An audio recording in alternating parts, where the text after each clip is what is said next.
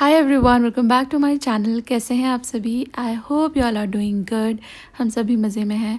आपको याद होगा हम लोग है ना लास्ट वीकेंड लेकर आए थे थोड़े से प्लांट्स, तो उसको अभी मैंने बाहर ही रखा हुआ था, थोड़ा वो मतलब सस्टेन कर जाएं, थोड़ा धूप लग जाए। अभी मुझे लग रहा है कि अच्छे हो गए हैं प्लांट्स, तो टुडे आई डिसाइडेड कि उनको अभी मैं अंदर रख लेती हूँ। तो जो एक्चुअली 3 प्लांट्स लाए थे, मैं आपको तीनों का अपडेट दूंगी। 3 नहीं 4 थे, हाँ। तो इनमें से जो रबर प्लांट था ना, उसके पत्तों पे काफ़ी सारी डस्ट हो रही थी, तो आई वाज लाइक कि मैं इसके डस्ट जो है बाहर ही धो लेती हूँ, साफ़ कर लेती हूँ, इसके बाद फिर मैं इसको अंदर रखूँगी। लाई थी मैं उसे अंदर ही रखने के हिसाब से, but as I told you, मैं चाह रही थी ये थोड़ा सर्वाइव कर जाएँ, जो भी रहेगा इनका थोड़ा मुझे पता चल जाए, क्योंकि एकदम से अंदर ला के रख देने से भी प्लांट ख़राब हो जाते हैं। तो इसके पत्ते धो लूँगी। मेरे पास ये अच्छा सा इरीगेटर है, इसको बस आप चार्ज करो और उसके बाद फिर ये बहुत दिन चल जाता है। तो मैंने इसका प्रेशर एडजस्ट किया है, एकदम शार्प स्ट्रीक्स नहीं आ रही हैं, एकदम सॉफ्टली गिर रहा है पानी, तो इससे पत्ते जो हैं डैमेज नहीं होंगे। और फिर इन पत्तों को मैं थोड़ा सा वाइप कर लूँगी, सो दैट एक शाइन सी आ जाए, डस्ट बिल्कुल ही चली जाए, और फिर इसे अंदर रख लेंगे।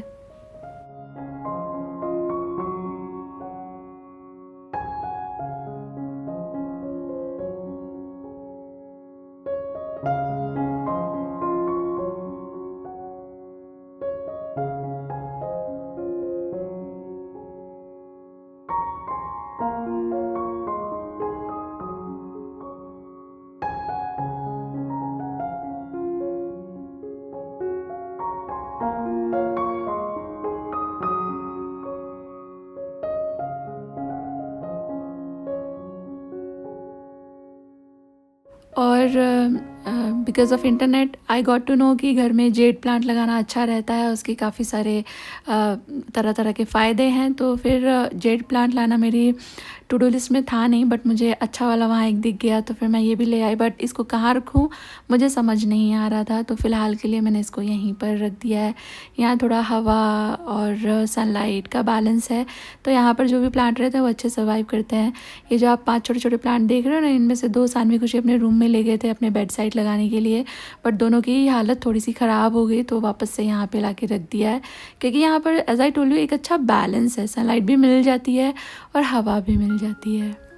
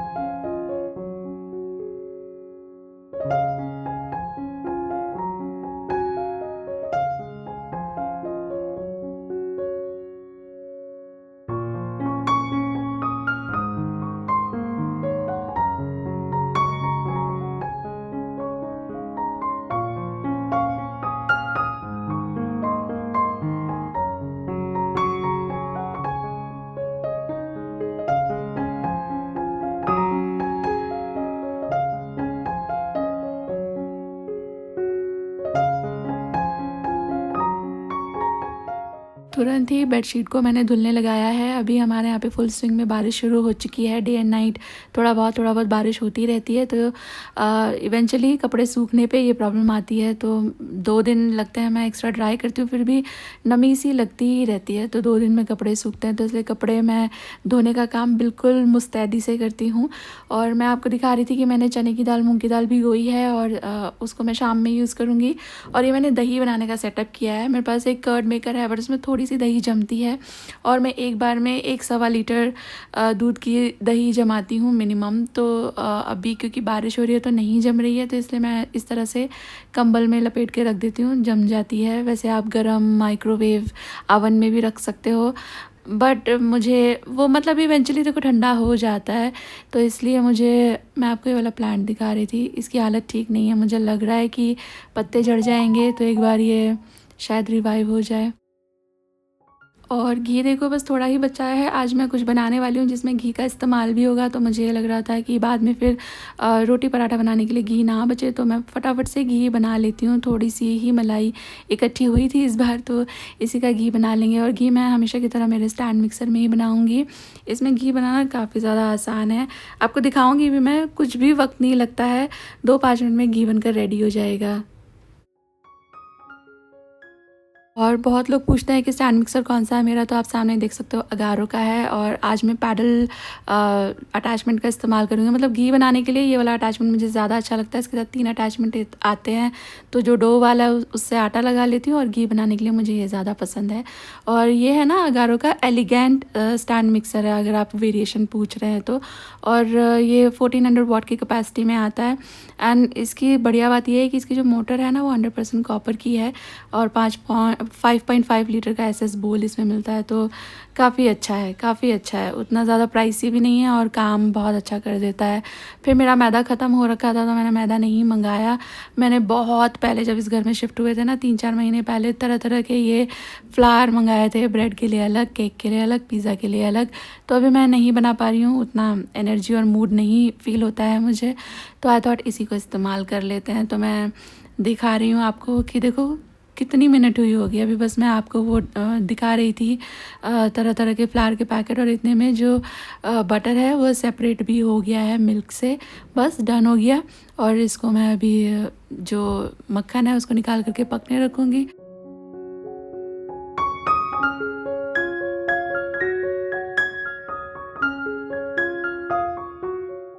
और इसको साफ़ करना भी आसान है, मैं तो उठा करके सारी ही चीज़ें, क्योंकि बहुत ज़्यादा चिकनी हो जाती है ना, थोड़ा गर्मी रहे तो फिर भी देखो चिकनी चीज़ें साफ़ करना वैसे भी मुश्किल ही रहता है, पर सर्दियों में तो और भी मुश्किल लगती हैं चिकने चीज़ें साफ़ करना, तो मैं तो रख देती हूँ उसको डिश वॉशर में, ईजिली साफ़ हो जाता है। एंड अच्छा खासा मक्खन निकल आया। आपने बिगनिंग में देखा था कितनी मलाई थी, मैंने इसमें थोड़ा चिल्ड वाटर मिलाया था बीच में। और इसकी सबसे अच्छी चीज़ है इसका ये स्प्लैश गार्ड। आप ये छींटे देख रहे हो, अगर ये स्प्लैश गार्ड नहीं होता ना तो ये सारे छींटे मेरा जो कैबिनेट है उसको गंदा कर देते। तो चलो मक्खन निकल गया है, इसको पकाने रख देंगे। इसमें तो अब कुछ करना नहीं है, स्लो गैस पे साइड में ये पकता रहेगा। मीनवाइल एक बहुत टेस्टी रेसिपी मिठाई आपके साथ शेयर कर रही हूँ मैं। तो मैंने लिया है यहाँ पर 1 कटोरी, किसी भी कटोरी का मेजरमेंट आप ले सकते हो, तो 1 कटोरी मैदा ले लिया है। और ये मैदा से ही बनता है, ये आटे से नहीं बनेगा, 50-50 से भी नहीं बनेगा, मतलब आधा मैदा आधा आटा, उससे भी नहीं बनेगा। तो 1 कटोरी मैदा लिया, इसमें चुटकी भर नमक डाला है, और ज़रा से नमक से ना मीठा का टेस्ट एलिवेट हो जाता है। और फिर मैंने इसमें 2-1 चम्मच डाला था घी मोयन लगाने के लिए। बस इस तरह मुट्ठी सी बनने लगे, आप देखो, बस इतना मोयन काफ़ी है। और घी का मोयन ना ज़्यादा टेस्टी लगता है, इसलिए मैंने घी का मोयन लगाया है, आप ऑयल का भी लगा सकते हो। एंड देन थोड़ा थोड़ा पानी, रूम टेम्परेचर पानी है ये, डाल के इसका थोड़ा सा सख्त सा आटा हम लगा लेंगे। तो मैं बना रही हूँ आज खाजा। बहुत ही आसान और बहुत ही ज़्यादा डिलीशियस ये रेसिपी होती है। मुझे याद है जब हम छोटे थे ना, तो फिर हमारे हिंदी में एक स्टोरी थी, तो उसमें था अंधेर नगरी चौपट राजा, टकी सेर भाजी टकी सेर खाजा। तो वी वर लाइक खाजा क्या होता है, क्योंकि हमारे उधर खाजा नहीं मिलता है। ये बेसिकली बंगाल उड़ीसा साइड की ये मिठाई है, पर है बहुत डिलीशियस यार। मुझे ना उधर की मिठाइयाँ बहुत अच्छी लगती है, मैं जो भी ट्राई करती हूँ माइंड ब्लोइंग निकलता है। तो मिठाइयाँ तो हमारे यहाँ भी बहुत अच्छी मिलती हैं, बट खाजा नहीं मिलता है। तो जब पढ़ा रहे थे सर, तो आई वाज लाइक कि खाजा क्या होता है, तो उन्होंने बताया खाजा एक मिठाई होती है। मुझे कभी देखने नहीं मिली मेरठ में खाजा मिठाई, बट थैंक्स टू इंटरनेट बहुत सारी चीज़ें, अब लगता है वर्ल्ड एज होल है ना, सब ऐसा लगता ही नहीं कि हम, मतलब जब मेरठ में थे तो बस उतनी ही सोच थी, वहाँ से निकल कर आए गुजरात में तो सोच और थोड़ी वाइड हो गई। और थैंक्स टू इंटरनेट अभी बहुत ज़्यादा होराइज़न बढ़ गया है सोचने का, चीज़ों को समझने का। बाय द वे मैं यहाँ पे चाशनी बना रही हूँ, तो 1 कप मैंने शुगर लिया और आधा कप मैंने लिया है पानी, और इसके अंदर थोड़ा सा केसर, थोड़ा सा इलायची का पाउडर और थोड़ा सा नींबू का रस में मिलाऊंगी। ये चाशनी ज़रा सी गाढ़ी बनाई जाती है, तो नींबू का रस मिलाना ज़रूरी है, बहुत नहीं, कुछ 1 बूंदे बस, नहीं तो ना चाशनी बाद में क्रिस्टलाइज हो सकती है। तो मैं बात कर रही थी खाजा की, और खाजा से बात बढ़ते बढ़ते पहुंची कि कैसे इंसान का होराइज़न सोचने का तरीका बढ़ता जाता है। इसलिए बोलते हैं कि ट्रैवल करना चाहिए। ट्रैवल जितना आप ज़्यादा करेंगे ना उतनी ही सोच खुलती है, एक्सेप्टेंस बढ़ती है, समझ आते हैं लोग। जब आप सिर्फ एक ही जगह पे रहते हो, जैसे फॉर एग्ज़ाम्पल मैं मेरठ में पली बड़ी, बहुत साल वहाँ रही। मैं वहीं रहती ना अगर आज तक भी, तो मैं उससे ज़्यादा नहीं समझ पाती जितना मेरठ में मैं समझ सकती थी। घूमने से इधर मतलब दूसरी जगहें जाने से, दूसरे लोगों को जानने से, उनका खाना एक्सप्लोर करने से, उनकी वैल्यूज़ समझने से, उनके व्रत त्योहार समझने से आप लाइफ को और बेहतर समझ पाते हो। एंड मैंने थोड़ी देर पहले बोला था एक्सेप्टेंस, तो एक्सेप्टेंस आती है और लोगों के लिए और लोगों की फीलिंग्स के लिए। तो अभी मैंने ज़िंदगी में बहुत ट्रैवल नहीं किया, कभी पैसे नहीं थे, कभी ज़िम्मेदारियों की वजह से नहीं किया, बट अभी मेरा बहुत दिल करता है कि हाँ, लाइफ के शायद लास्ट 1/3 में आ गई हूँ मैं, टेकिंग 60 एज एवरेज। तो बहुत वक्त अभी नहीं बचा है, तो ट्रैवल करना चाहिए। बट ट्रैवल टेक्स मनी, और भी 4 चीज़ें उसके साथ अलाइन करनी पड़ती हैं। देखते हैं ज़िंदगी जैसा मौका देगी, बट अभी मैं चाहती हूँ कि मैं थोड़ा घूमूं और ज़्यादा समझूं चीज़ें, ज़िंदगी। तो यहाँ पर जो सारा डो था ना, इसको मैंने 5 मिनट का रेस्ट कराने के बाद 3 रोटियों में, मतलब 3 टुकड़ों में बांट लिया था और इसकी बड़ी बड़ी सी रोटियाँ बना ली हैं। आप 4 टुकड़े बना सकते हैं इसके और 4 रोटियाँ बना सकते हैं, उससे कोई बहुत ज़्यादा फ़र्क नहीं आएगा। और इसके बाद फिर एक रोटी के ऊपर मैंने थोड़ा सा मैदा और घी लगाया है और फिर लेयर सी बना दी है और इसके ऊपर दूसरी रोटी जो है वो लगा दी है। थोड़ा छोटी बड़ी होएगी चलेगा, बट मैं बस थोड़ा सा एडजस्ट कर रही हूँ सो दैट देखने में अच्छा लगे। और यही प्रोसेस आपको करते जाना है सारी रोटियों के साथ, तो इससे ना लेयर्स बहुत अच्छी खुलती है, ये आपस में चिपकता नहीं है। एंड इवेंचुअली फाइनल सतह लगा देने के बाद भी आपको ये जो प्रोसेस है, मतलब मैदा और घी, इसको रिपीट करना है और इसके बाद फिर आप इसको रोल कर लीजिएगा in the form of a cylinder.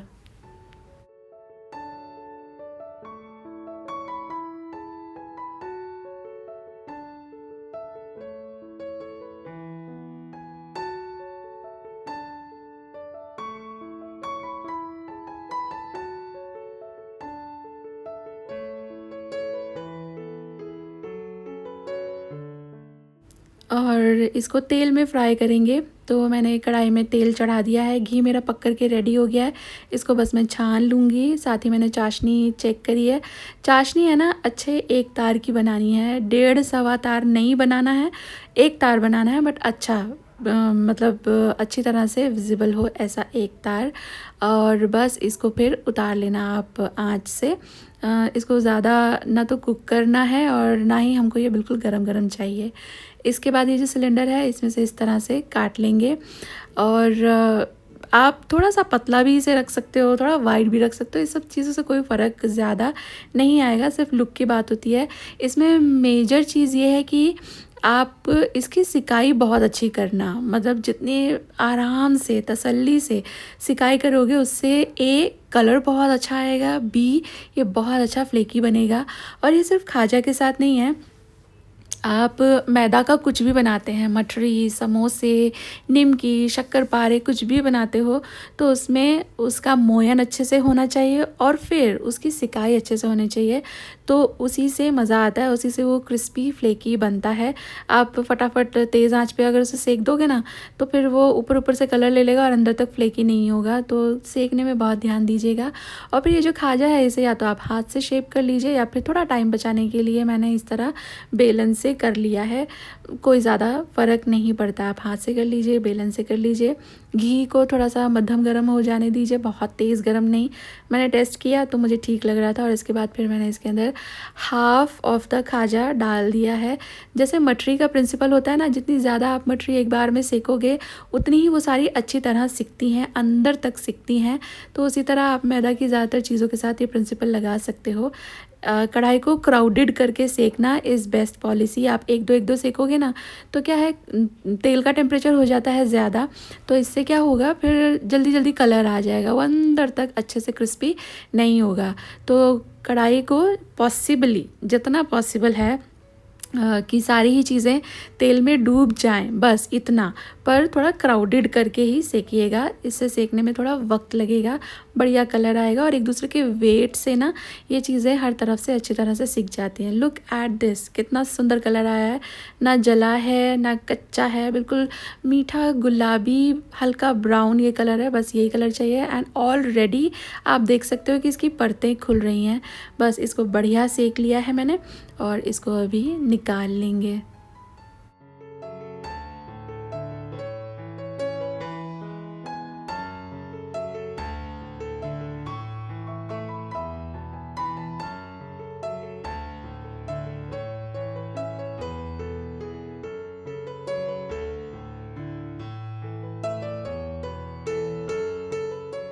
चाशनी बहुत ज़्यादा गर्म नहीं है इस वक्त, तो इसी टाइम पे ये जो एक एक खाजा है मैं चाशनी में से डिप कर करके निकालती जाऊंगी। अगर आपको बहुत कम मीठा पसंद है तो बस इतना ही रखिएगा, अच्छा इसमें टेस्ट आ जाता है।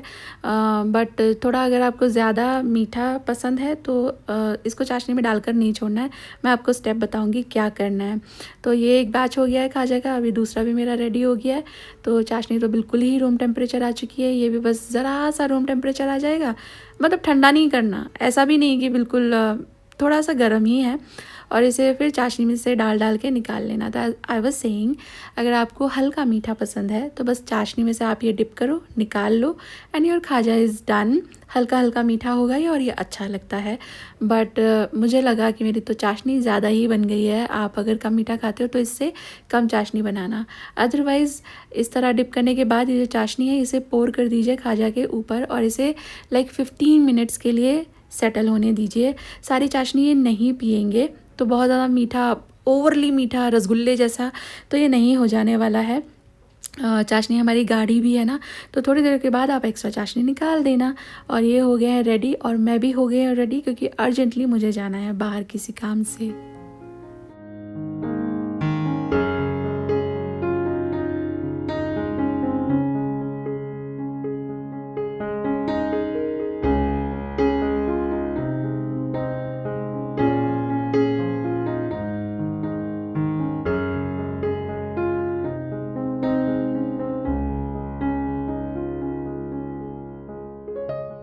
घंटे 1.5 घंटे में मैं वापस घर पे पहुंची हूँ और बस थोड़ी देर में मेरे पतिदेव का भी आने का टाइम हो रहा है। तो जो दाल भिगाई थी जिस पर्पज़ के लिए, आई थॉट चलो वो भी कर ही लेते हैं। तो ये जो स्लाइसर है मैंने अमेज़ॉन से मंगाया था, बहुत ही अच्छी चीज़ है बट भाई डेंजरसली शार्प है ये।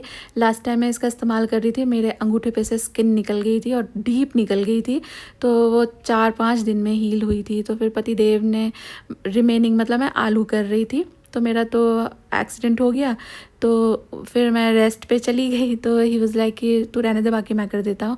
तो ही ट्राइड, तो उन्होंने भी बोला कि ये थोड़ा सा ज़्यादा ही शार्प है, तो फिर ऐसे फोर्क लगा करके उन्होंने बाकी आलू जो है कर दिए। तो अब मैं भी बस चीज़ें इसी तरह करती हूँ। हाँ, बाद में थोड़ा सा बच जाता है, जैसे आप देख रहे हो ना, थोड़ा थोड़ा प्याज बच रहा है, तो मैं नाइफ़ तो अभी उठाऊँगी ही ये मिर्चियाँ काटने के लिए, तब इनको काट लूँगी। बट ये है कमाल की चीज़, लाइक बरिस्ता वरिस्ता आपको बनाना हो, चिप्स बनाने हो, कुछ भी ऐसी चीज़ बनानी हो जिसमें आपको इवनली कटा हुआ चाहिए, तो आप इसका इस्तेमाल कर सकते हो। बहुत प्राइसी भी नहीं था। I love it. बिगिनिंग में इस्तेमाल करना नहीं आया, पहली बार में तो एक्सीडेंट हो गया था, बट अभी बहुत अच्छा इस्तेमाल मैं इसका समझ गई हूँ। ये देखिए खाजा मैंने सारे चाशनी में से आउट कर लिए हैं, कितने सुंदर बने हैं। दाल मैंने पीस लिया था, मिर्ची मैंने काट ली है, प्याज काट लिए हैं। ये थोड़ी तीखी वाली मिर्ची हैं, उधर जो आप चॉपिंग बोर्ड पे देख रहे हो वो कम तीखी वाली मिर्ची, उन्हें खाया जा सकता है, तो इसलिए वही मैं डालने वाली हूँ। मैं पकौड़े बना रही हूँ मूंग की दाल के, अनियन वाले। तो इसलिए मैंने अंदर पकौड़े में डालने के लिए हल्के रंग की मिर्ची ली है जो कम स्पाइसी होती है, और ये मैंने थोड़ा लहसुन और थोड़ी सी तीखी वाली मिर्ची को अच्छी तरह से कूट लिया है। ये डालेंगे बैटर के अंदर और इतनी टेस्टी बनती है मूंग की दाल की भजिया, मैं आपको क्या ही बताऊं। इसमें थोड़ी और चीज़ें मिलाएंगे। आप चाहें ना, अगर आपको पकौड़े में काली मिर्च का टेस्ट अच्छा लगता है, कूटा हुआ जो सूखा धनिया होता है वो अच्छा लगता है, तो वो भी आप काट करके ऐड कर सकते हो। डेफिनेटली थोड़ा अदरक भी आप कूट करके इसमें डाल सकते हो। मैं मेरे घर के टेस्ट पैलेट के हिसाब से बना रही हूँ। तो इसमें लाल मिर्ची का पाउडर, धनिया का पाउडर और थोड़ा सा ही गरम मसाला मैंने ऐड कर दिया है। इसको अच्छी तरह से फेंट करके मिक्स कर लो, मतलब बहुत इसकी फिटाई नहीं करनी। जैसे उड़द की दाल के जब हम भल्ले करते हैं तो बहुत फेंटना पड़ता है उसे, इसमें ऐसा करने की ज़रूरत नहीं है। बस थोड़ा सा मिक्स हो जाए, थोड़ा सा फेंट लो, बस इतना काफ़ी है। और इसके बाद लास्ट में इसमें आपका जो नमक है और जो प्याज है, मिर्ची है, धनिया मेरे पास था नहीं, हालांकि सुबह में मैंने सामान मंगाया भी था, बट धनिया बहुत महंगा हो रखा है और आता भी एकदम गीला गीला सा है, तो मैंने फिर नहीं मंगाया। बट आपके पास धनिया है तो इसमें धनिया भी मिलाना और बस सारी चीज़ें मिक्स कर लो और तुरंत इसके फिर भजिया करना शुरू करो, क्योंकि इतनी सारी प्याज है तो नमक डलने से ये सब पानी छोड़ने लगेंगे और बाद में इसे हैंडल करना मुश्किल हो जाएगा, काफ़ी पतला पतला हो जाएगा बैटर। तो मैंने तेल पहले से ही गर्म होने रख दिया था और मेरी ये वाली कढ़ाई है ना बहुत अच्छी है, बहुत मोटी है, तो इसे थोड़ा सा गर्म होने में वक्त लगता है, बट उसके बाद फिर बहुत अच्छा इसमें फ्राई होता है, तेल भी कम जलता है और सिकाई भी बहुत अच्छी होती है।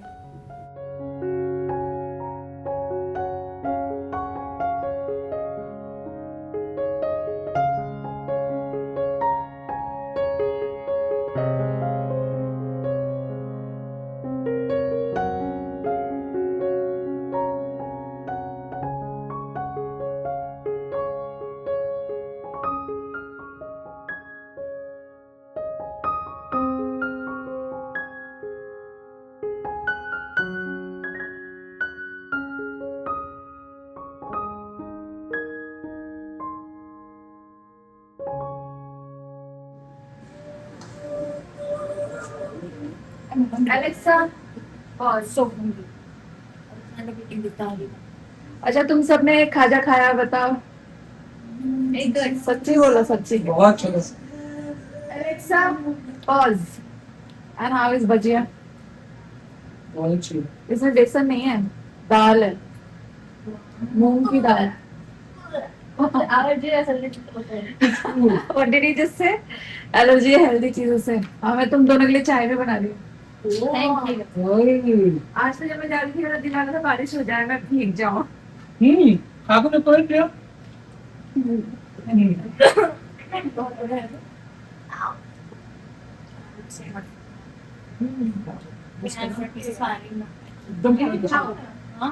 ये तो खाती है शाम को। कौन खा रहे? क्या? और मैंने चाय भी चढ़ा ली थी, चाय बनके हो चुकी है रेडी, तो बस मैं छान लूँगी और इसके साथ आगे मैं इस वीडियो के एंड पर।